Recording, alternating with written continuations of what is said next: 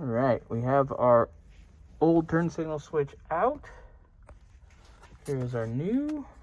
They are identical. The colors are right. Everything is styling. So I get to go down below and find it and the connector. And what I'm going to do is I'm going to snip the old connector so I can route the wires one by one. All right, so you remove your column cover. There's your wiring. There's your connector. So what I'm going to do is I'm going to snippy these right about here because I have to put the new pins in the old connector, and away we go. Just unhook, cut, and we'll slide that one out. We'll slide in our new one. It'll be golden. Wes, what are we going to be golden like? A shower. Yeah, baby. Shout out to Big T.